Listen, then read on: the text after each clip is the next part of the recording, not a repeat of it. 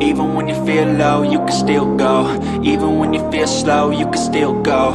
Even when there's no hope, you can still go. I never answer to no, man, I still go. Go, go, go, go, go, go, go, go.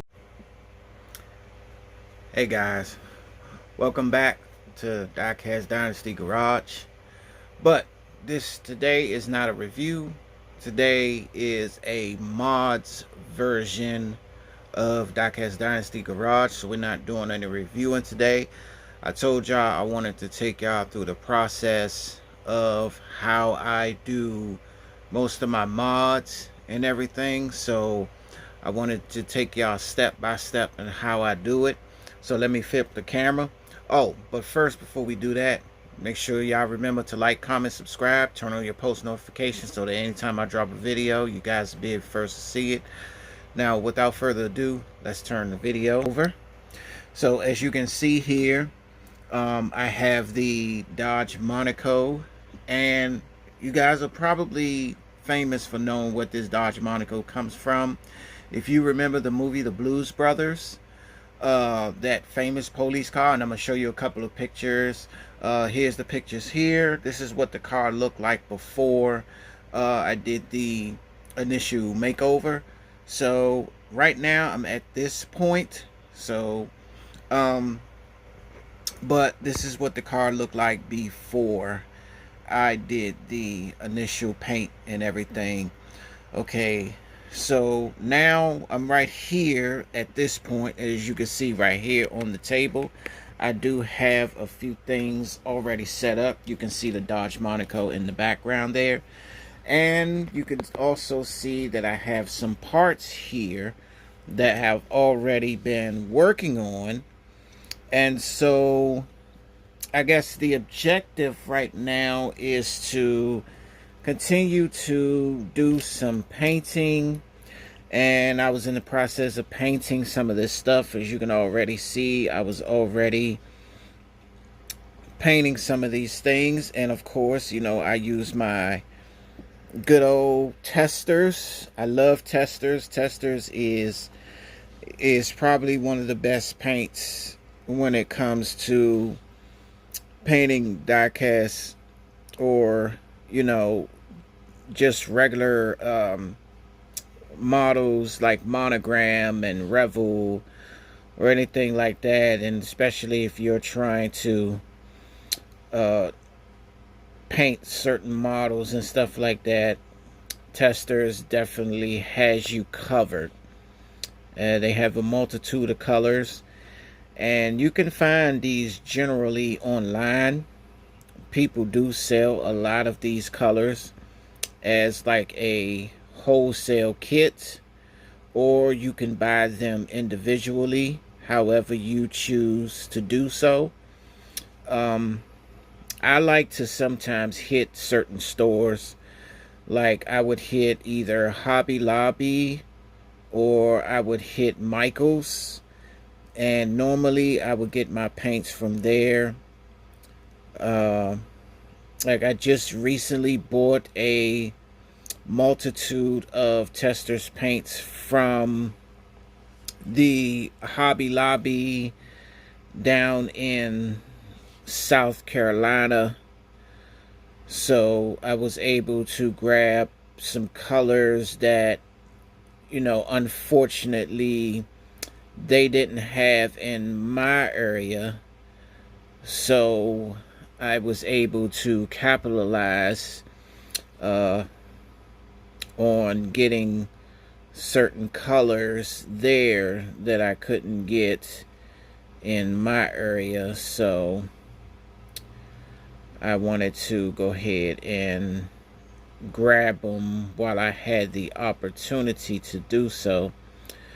Now, all I'm simply doing here, guys, is doing some simple modifications.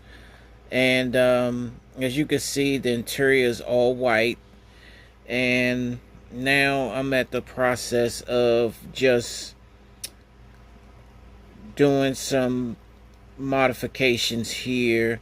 I thought the interior would look good with a nice brown replicating the wood grain of the interior. So that's why I'm painting this in a brown, little dark brown color here. So I felt like, I wanted to take you guys through this process. I know some of y'all seen my 300 Hellcat video where I transferred the regular Chrysler 300 into my version, or what I would consider my version of a Hellcat mod. And I think it came out extraordinarily nice. And so I wanted to take you guys on this journey with me so that you can kind of see what I'm doing here. And as you can see, I got the steering wheel painted. It's nice and painted already. So we're going to go ahead and lay that down. I'm going to put it inside this inside that cap right there. And here is the dash. But as you can see, I already did all the door panels, well, at least what I plan to do with the door panels. And so I just have these ideas, and they just flow. Every time I'm thinking of something, or something come across my mind, because it's always running 100 miles an hour, especially when it comes to this hobby here, which I'm sure a lot of you love to do. It's definitely an enthusiast thing. It keeps your brain active. It keeps you busy. And for the most part, on days like this when it's raining, because it's actually raining where I live, you typically have something that you can do. So I try to use that time to do things like this. But also, let me mention that this is not just going to be a one-part video. This is definitely going to be broken up into different parts, because this video is going to take you step by step from what I'm doing now all the way to the very finished product. And I want y'all to see exactly what it looks like once it is done. And so you can actually see what it looks like in that whole process. So, like I said, guys, I don't know if this is something you do with your diecast, but I sure as hell do it with mines. I always like to compete with myself and kind of see where I can push the envelope. So I try to do things that is challenging to me, yet I feel like it can be accomplished. So I try to do projects like this, or take on projects like this, to kind of see exactly how far I can go with it, and to see what the end result will look like. And I admit, there's a lot of times where I've done projects that I wasn't happy about, and I had to kind of like scrap them because sometimes they just weren't what I thought they would be. But then there were times where I've had projects that turned out to be an ultimate success because they turned out exactly what I thought they were going to be. So it's sometimes it's either or.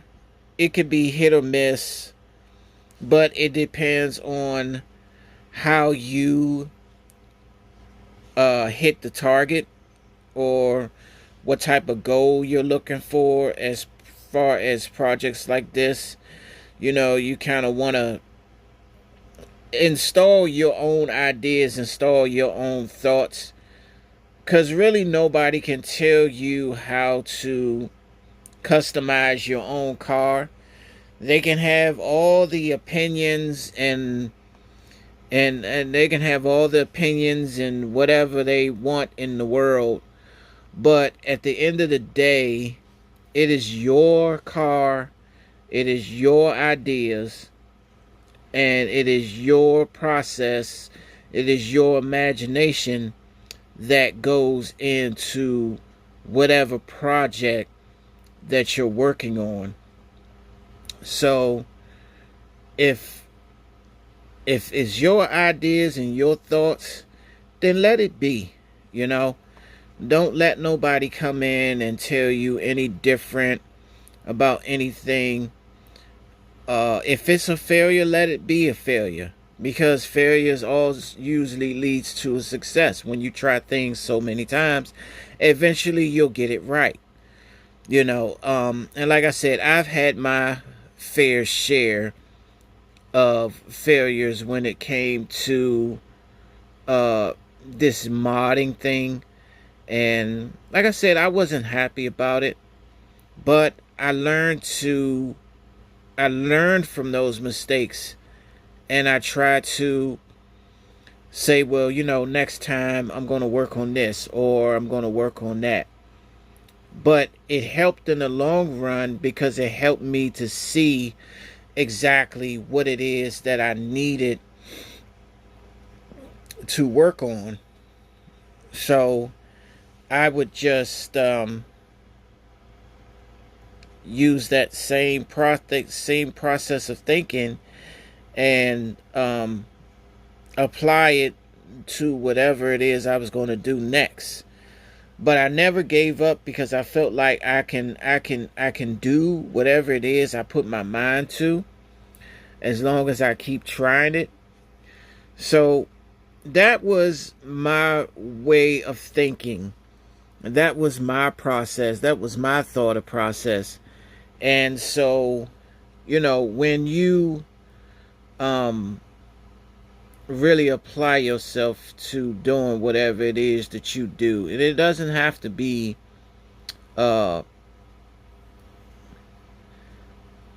detailing cars, or it doesn't even have to be just diecast. I mean, just anything that you want to accomplish in life. When you really put your mind to it and you put the work in, ultimately you will see the results in the end. And so, I say to you guys out there, don't never let anybody downplay anything that you love doing. Anything that you love doing, don't let anyone downplay whatever it is you plan to do. Whether it's diecast cars or whatever your hobby of choice is, if you're passionate about it, go for it. Go for it.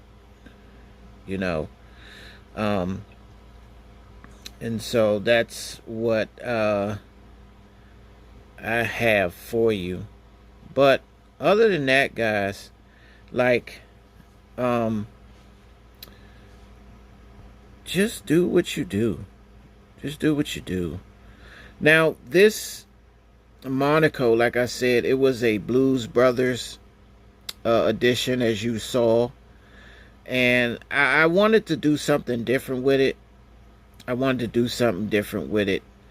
And I had all of these ideas, and that was kind of like one of the ideas that I had in mind. I wanted to take it and do some really nice modifications to it, and make it into something different, you know. And because it's an old school car, you know, I mean, it's an old school, you know, and you kind of want to keep that old school mentality going with it. So I just felt like I wanted to do something different with it, and and just make it look like something other than what it is. So I felt like I could do that. Now, as you can see here, I have already finished that, at least what I was going to do with the interior. Now, like I said, this is going to be a two-part process. I mean, well, not a two-part process, but it's going to be multiple parts involved in this. And so I wanted to kind of give you guys an idea as to what I was doing. And let's just bring the car itself over, and we're going to take a couple of these pieces and pull them back. And as you can see here, here's the car itself. I just wanted to put it in a picture so you guys can take a good look at it. And as you can see, I've already done the painting process. Let me wipe this little dust off. It's a little dusty. I've already done the painting process of it. As you can see, the windows are covered in tape. I haven't pulled that off yet. So I gotta do that. And then, you know, here's the doors. I got the doors. The doors are already done and ready to go. Here's the other door. And, you know, what I plan to do is, once I put the doors on, then I want to hit it in a nice clear coat to get that paint to come to like a shine. Because the top I did like in a gloss white. I used Tester's paint to do a gloss white on the top. And the bottom is a blue, but it is like a matte. It has a like a matte finish. It kind of, it has, you know, part of a shine, but not too much. And I wanted to do a gloss finish to it. So we're going to go ahead and close that. And we're going to get out another color. And let's see, the color that I'm looking for is right here. That would be this color, guys. The tangerine from, guess who? Testers. Yes. And so I think what I want to do now is I want to do this light indicator right here on the side, as it's on both sides here. As you can see, I wanted to go ahead and take this orange and kind of tap in with it and make it a blue. It might be just enough inside the cap to hit the inside of it. And I wanted to go ahead and hit it with and orange indicate the marker on the side there. And just go ahead.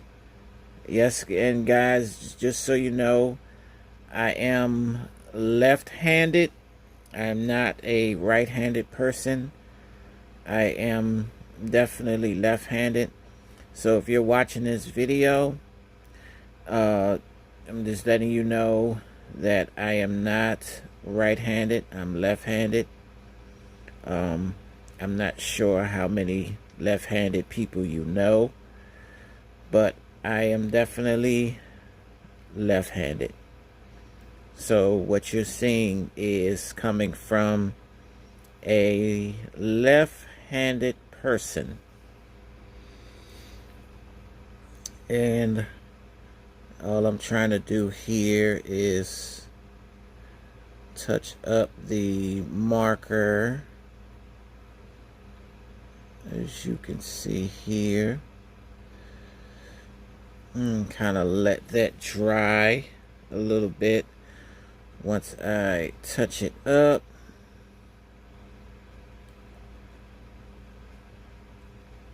And see, with this painting thing, you know, you really like have to have a steady hand with this. So that's one side. So we're gonna flip it upside down, and we're gonna do the other side. So with this painting thing, like, you really have to have a steady hand, because if you don't, that could really spell disaster for you. I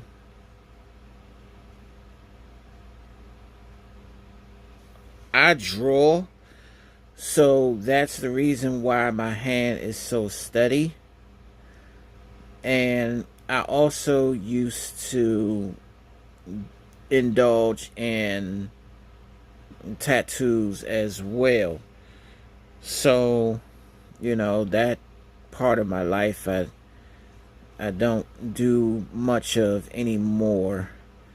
But that's the reason why I have such a steady hand. And like I said, if you don't have a steady hand, like, this thing could spell big trouble for you down the line, because, like, you really have to have a steady hand doing this. Like, this is not easy at all. By a stretch of the imagination, this is not easy. Like, I literally have to keep things steady, and so I can make sure that I'm hitting my target with as much precision as possible. And you see, I done filled that in with the orange, tangerine. So that is done. And now I have both sides completed. I want to touch this up just a little bit more, just a tad bit more, just so it can kind of blend in with the other side. But yes, I just kind of wanted to give you guys a bit of a preview as to what I'm doing here. And that is the start of that process there. So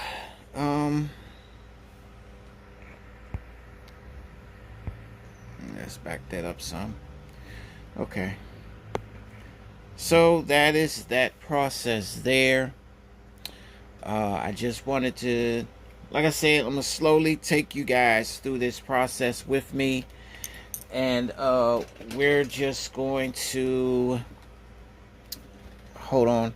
I think before I close out this video, I want to do one more thing, and we're going to add the seats to the car. So I gotta go ahead and add some glue to it.